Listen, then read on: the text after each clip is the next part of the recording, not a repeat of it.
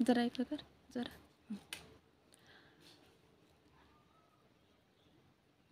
मंडळी,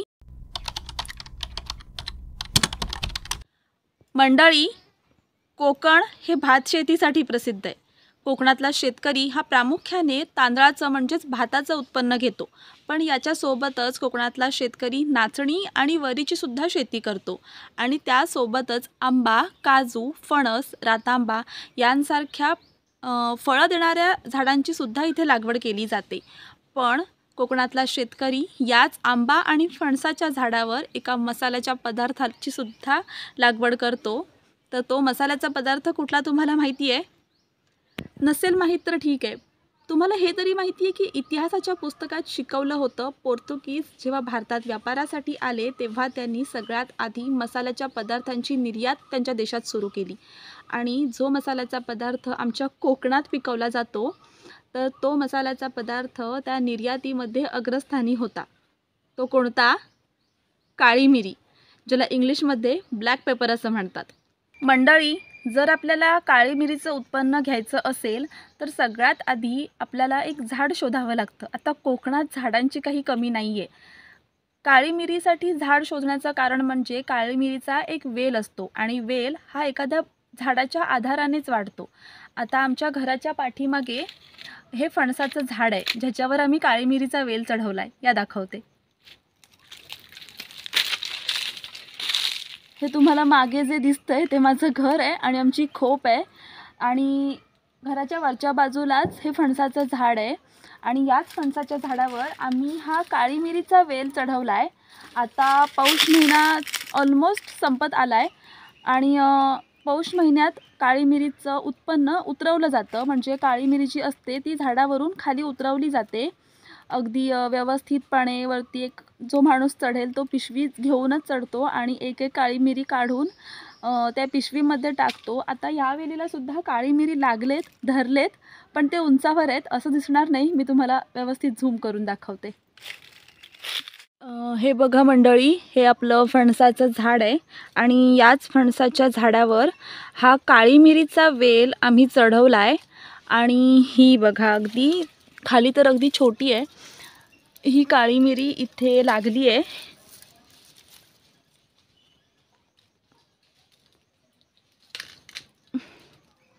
आता ही काळी मिरी ह्याच्यापैकी थोडीशी उतरवून झाली आहे, थोडी उतरवायची बाकी आहे. तर कशी असते पुढची प्रोसेस बघूया. आम्ही ही जशी फणसाच्या झाडावर काळी मिरीचा वेल चढवला आहे, हा वेल अगदी छोटा आहे. अगदी याच्याच सारखा दुसरा पण खूप मोठा असा वेल आमच्या जग्याबाबांनी त्यांच्या आंब्याच्या झाडावर चढवला आहे. त्यालासुद्धा खूप काळी मिरी लागलेत आणि ते काळी मिरी तुम्हाला दाखवते.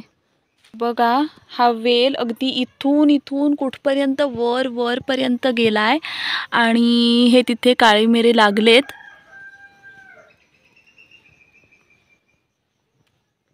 ही पहा मंडळी, अगदी हिरवी गार टपोऱ्या दाण्यांची काळी मिरी आपली कशी दिसतीये. काही काळी मिरी तर पिकायला सुद्धा लागली आहे. पण काळी मिरी कधी पिकू द्यायची नसते, ती पिकण्याआधीच हिरवी असताना झाडावरून वेलीवरून खाली उतरवायची असते. काळी मिरीची पुढची प्रोसेस करण्याआधी तिला मळून घ्यावं लागतं. यासाठी हातांचा, काही जण जर खूप काळी मिरी असेल तर पायांचा सुद्धा वापर करतात. काळी मिरीला मळून घेण्याचं कारण म्हणजे ती एका देठांना चिकटून आलेली असते आणि असं मळल्यानंतर ते दाणे त्या देठांपासून वेगळे होतात. हे बघा, तुम्हाला इथे स्पष्ट दिसतंय. पण ही प्रोसेस करण्याआधी आणि केल्यानंतरही हात साबणाने व्यवस्थित स्वच्छ धुवून घ्यायचे, कारण काळी मिरी ही तिखट असते आणि त्यामुळे हातांचा आणि पायांचा जाळ होऊ शकतो. रात्री मम्मीने काळी मिरी मळून ठेवली होती आणि दुसऱ्या दिवशी त्याची पुढची प्रक्रिया सुरू केली. काळी मिरी कधीच डिरेक्टली उन्हात घालायची नसते, तर उन्हात वाळत घालण्याआधी ती गरम पाण्यात थोडा वेळ बुडवून ठेवायची असते, जेणेकरून तिचा रंग बदलायला सुरुवात होते आणि काळी मिरी चांगली वाळते सुद्धा. आता काही जण डिरेक्टली टोपामध्ये गरम पाणी घेऊन त्यामध्येच ती काळी मिरी ओततात आणि थोडा वेळ तशीच ठेवून देतात. पण आम्ही एका कपड्यामध्ये काळी मिरी बांधतो आणि त्याचं गाठोडं बांधून ते गाठोडंच डिरेक्टली पाण्यामध्ये ठेवून देतो गरम पाण्यात, जेणेकरून नंतर जेव्हा आपण उन्हात वाळत घालू तर तेव्हा त्या कापडासकटच वाळत घालता येतं. ते पाणी काढून टाकण्याचा परत तो व्याप उरत नाही.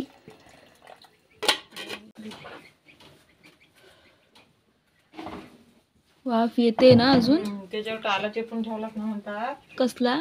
बिबडीचा. चांगला काळा होता. किलो कसे आहेत माहिती? आपल्या जवळ 4-5 घेतात. असा रंग बदलत येतो. थोडासा बदललाय ना. आता संध्याकाळपर्यंत काळा पडत येतील त्या. दाखव जरा नीट.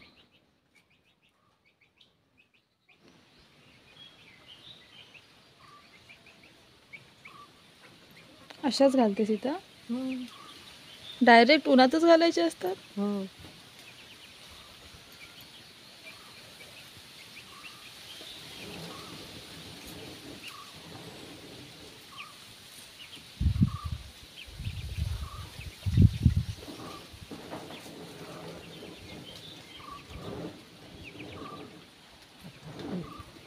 गरम आहेत ना.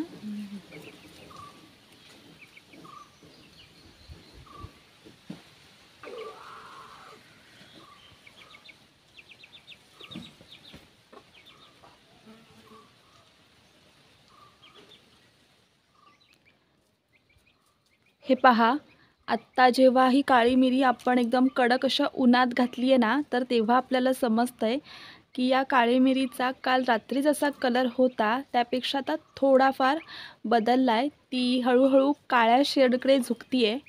मंडळी, आपण जवळपास सकाळी 11:30-12च्या दरम्यान आपली जी काळी मिरी आहे ती आपल्या घराच्या मागच्या बाजूला आमचं जे पत्र्याचं सफर आहे तर त्या पत्र्याच्या सफरावर कशी घातली होती आणि तेव्हा त्याचा कलर कसा होता तर तो तुम्ही आणि मी सुद्धा पाहिला. पण आत्ता वाजलेत संध्याकाळचे 4:30. तर बघूया ज्या एकदम कडकडीत अशा उन्हात आपण ती काळी मिरी कशी घातली होती तर त्याचा कलर बदलला आहे की कसं झालं आहे आणि ती किती प्रमाणात सुकली आहेत. हे बघा, थोडा काळा रंग आता व्यवस्थितपणे यायला लागला आहे आणि जी काळी मिरीचे दाणे असे फुगलेले होते कारण त्याच्यामध्ये मॉइश्चर होतं, पाणी होतं, तर ते पाणीसुद्धा आता वाफ होऊन उडून जायला लागलं आहे आणि ते काळी मिरीचे दाणे आकुंचन पावायला लागलेत. हे बघा, त्याचे श्रिंक झालेले दिसत आहेत ना, तर त्याच्यातलं पाणी आता निघून जायला लागलं आहे. आता आपल्याला जवळपास 1-2 दिवस चांगलं कडकडीत ऊन दाखवायला लागेल म्हणजे आपली काळी मिरी व्यवस्थित सुकून तयार होईल. अशा प्रकारे जर आपण अगदी 1 आठवडाभर कडकडीत उन्हात ती काळी मिरी व्यवस्थित वाळवली, सुकवली तर ती व्यवस्थित अगदी सुकून तयार होते. तिच्यामधला जो पाण्याचा अंश असतो, जे मॉइश्चर असतं ते निघून जातं आणि उन्हात वाळून तयार झालेली काळी मिरी ही काहीशी अशी दिसते.